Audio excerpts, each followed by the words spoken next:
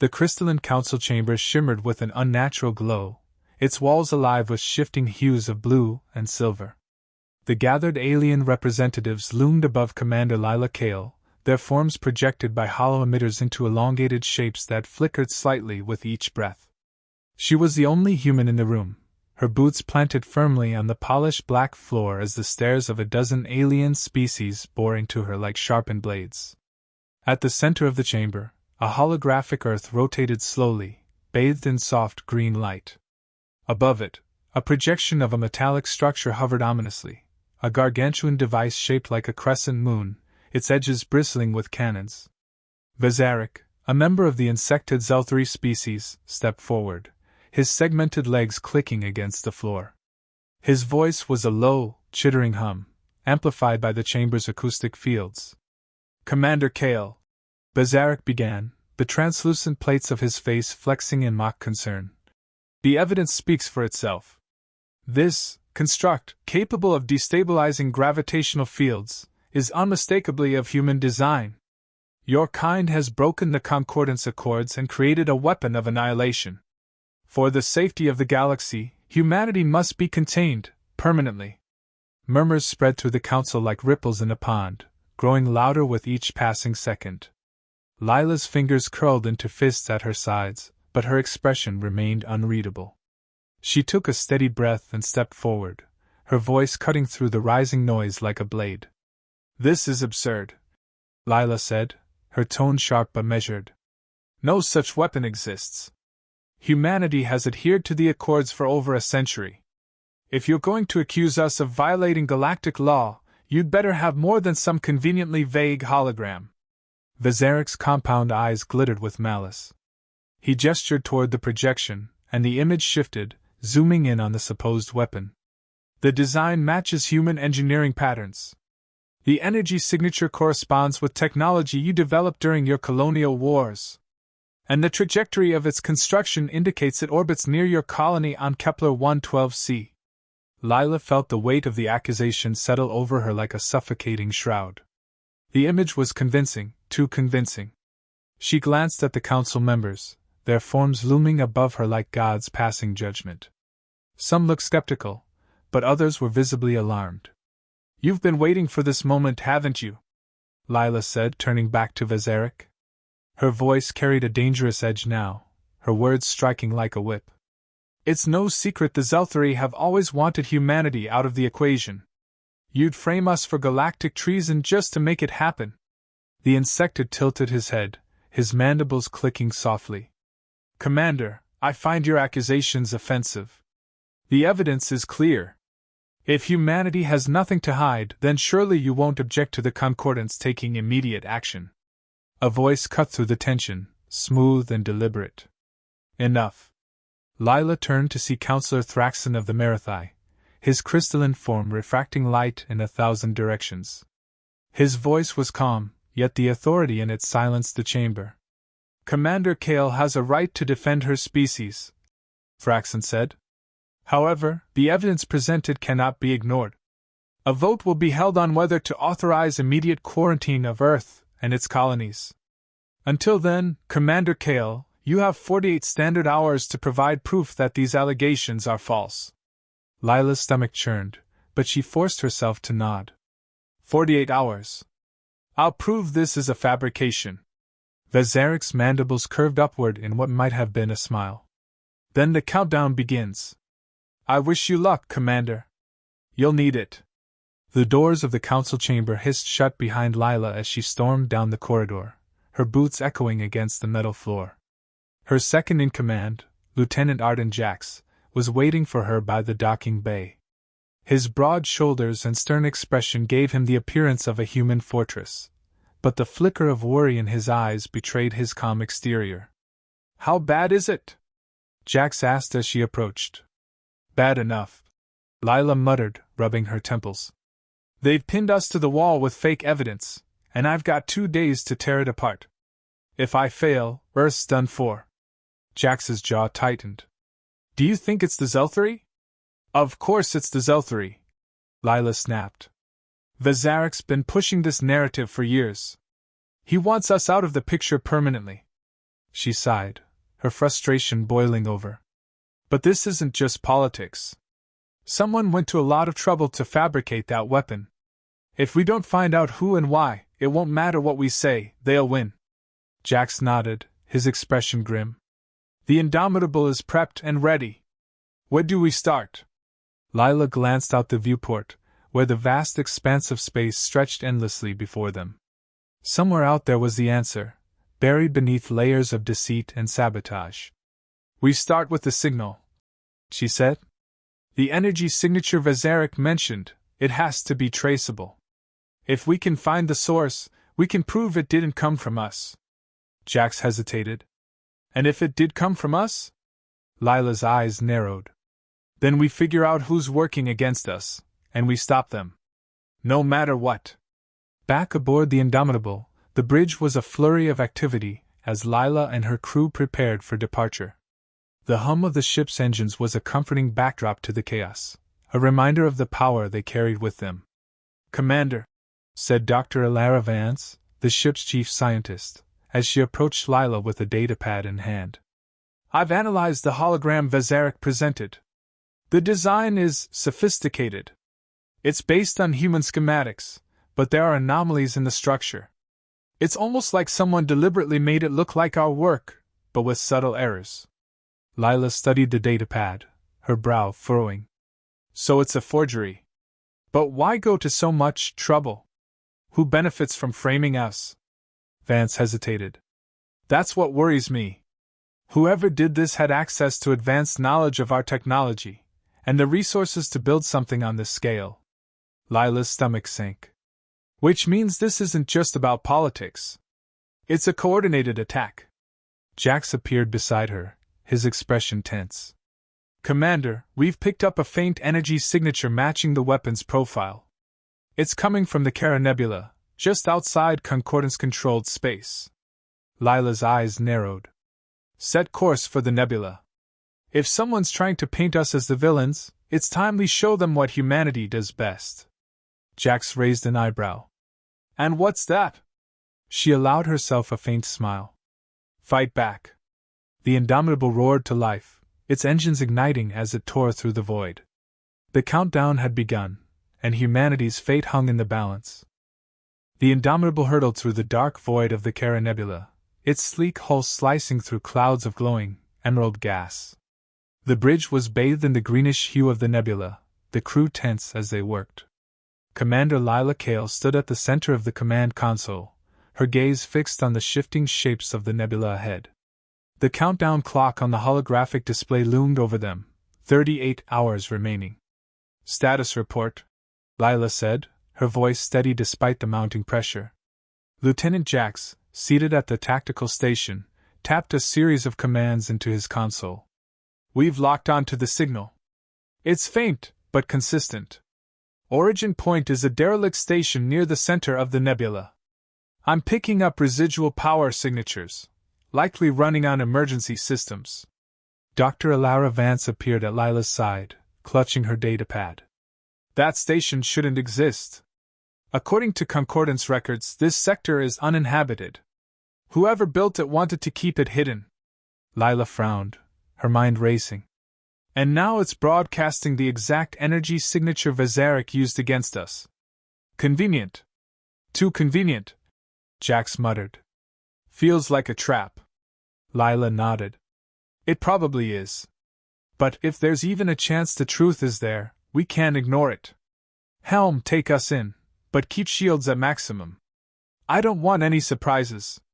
The ship banked to the right, its thrusters blazing as it entered the denser region of the nebula.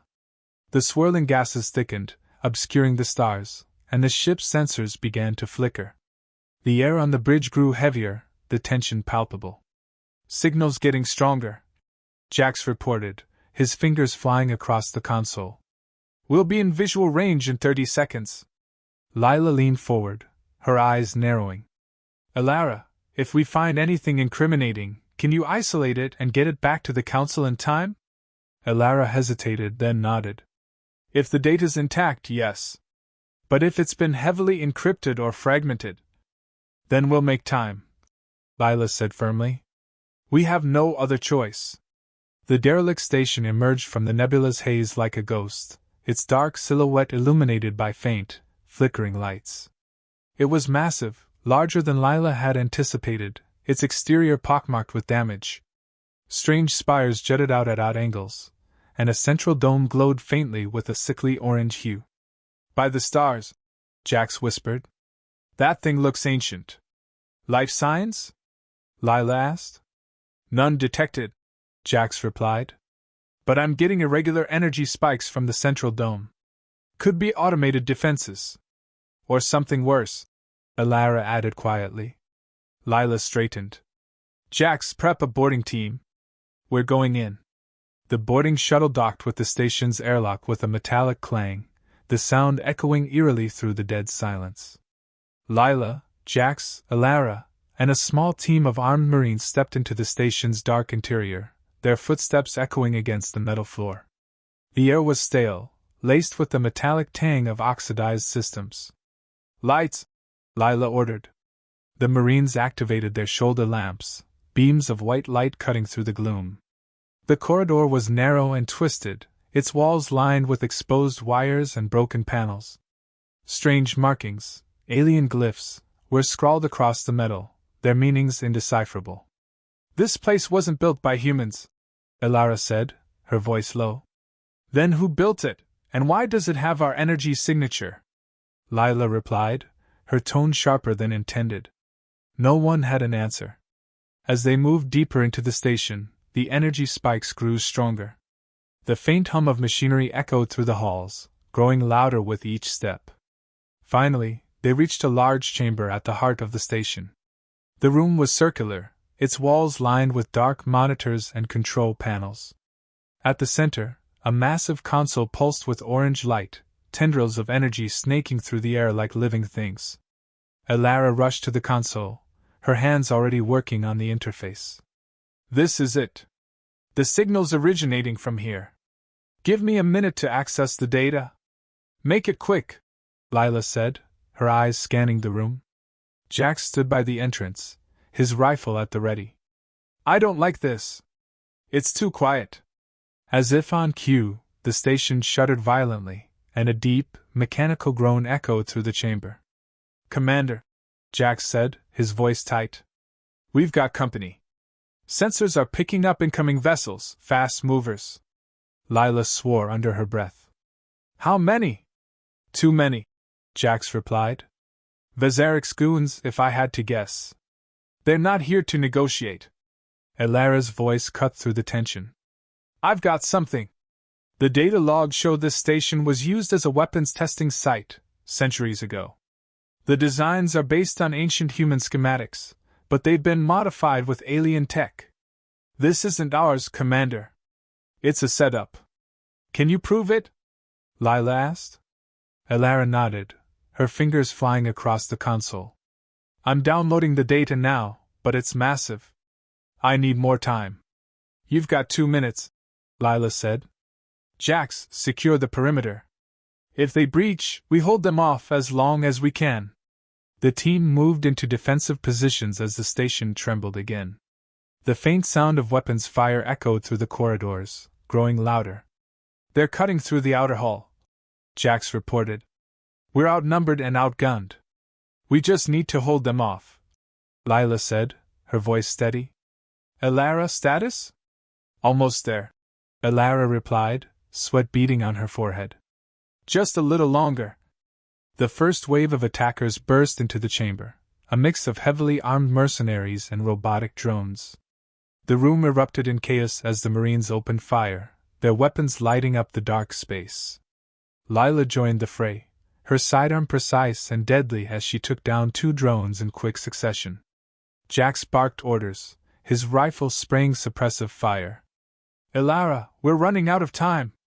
I'm done, Alara shouted, pulling a small data drive from the console. I've got everything. Fall back to the shuttle, Lila ordered. The team fought their way out of the chamber, their movements coordinated and efficient despite the relentless onslaught.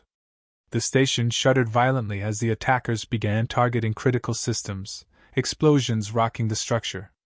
They reached the shuttle just as the station's lights flickered and died. The engines roared to life, and the craft shot out of the docking bay, narrowly avoiding a collapsing bulkhead. Back aboard the Indomitable, Lila stood on the bridge, the data drive clutched in her hand. "Set course for concordance space," she said. "We've got what we need. Now we end this." The ship jumped to hyperspace, leaving the burning station behind.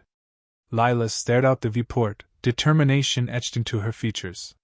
The clock was still ticking, but for the first time, she felt a spark of hope. The Indomitable exited hyperspace into the heart of concordance-controlled space, its hull still scorched from the battle at the Cara Nebula. The massive Concordance flagship, Celestial Accord, loomed ahead, its sleek design a testament to centuries of alien engineering. The Council's primary assembly chamber floated within its reinforced interior, protected by layers of security that no ship dared breach, except this time, one ship had to. Humanity's survival depended on it. Commander Lila Kale stood on the bridge, her gaze locked on the holographic countdown displayed in stark red, 4 hours, 23 minutes remaining. Every second ticked like a hammer to her chest. "Jax, open a channel to the Council," Lila said, her voice calm but firm. Jax worked the comm station, his fingers flying over the controls. "Channel open. They're listening." Lila straightened, her expression hard as steel. "This is Commander Lila Kale of the Indomitable. I have irrefutable evidence proving that humanity has been framed for the construction of the alleged weapon. I demand an immediate audience to present my findings." A brief silence followed before a cold, disembodied voice responded. "The Council is convening in final deliberations. Your request is noted. Remain where you are." Lila's jaw clenched. "I don't think you understand the stakes. If you quarantine Earth, you doom billions of lives based on fabricated evidence. I have proof that the weapon is not of human origin. You owe us the chance to defend ourselves." Another pause. This time, the voice was tinged with disdain. "The Council will deliberate. Any unauthorized approach will be seen as an act of aggression." The comm channel cut off, leaving the bridge in tense silence. "They're stonewalling us," Jax said, slamming a fist onto the console. Lila's gaze remained fixed on the viewport, her mind racing. "Then we don't wait for permission. You're talking about breaching Celestial Accord," Jax said, his voice low. "That's suicide, Commander." "Maybe," Lila replied, her tone icy. "But if we don't act, Earth's fate is sealed anyway. We'll beam the evidence straight into their chamber if we have to." Alara stepped forward, the data drive clutched in her hand. "The encryption on the data is complex, but I've managed to isolate the key points. It's undeniable, Commander. The station was built centuries ago by an unknown faction, using hybrid technology to mimic human designs. The energy signature they're using against us?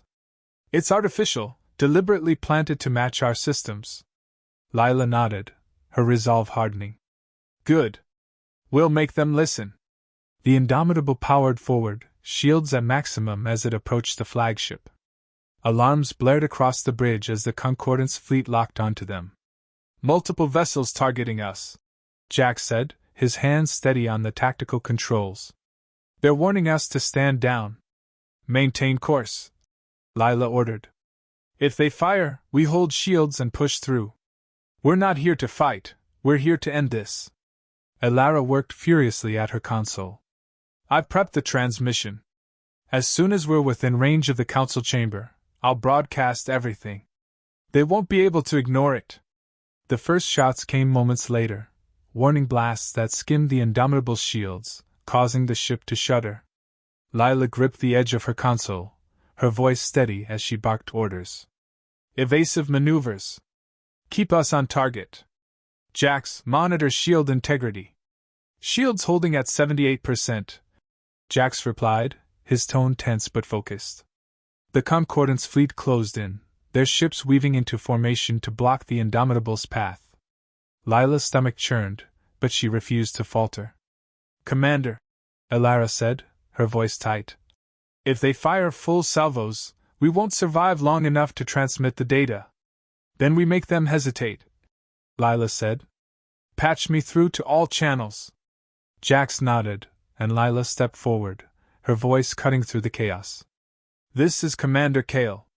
I repeat, I carry evidence that will prove humanity's innocence. If you fire on us, you fire on the truth. Stand down and let us be heard, or you'll go down in history as the ones who silenced justice. The transmission ended, leaving an uneasy silence on the bridge. For a moment, nothing happened. Then, the concordance ships hesitated, their movements slowing. Lila exhaled, her gamble paying off. Helm, take us in, she ordered. The Indomitable surged forward, slipping past the defensive line and closing in on the flagship.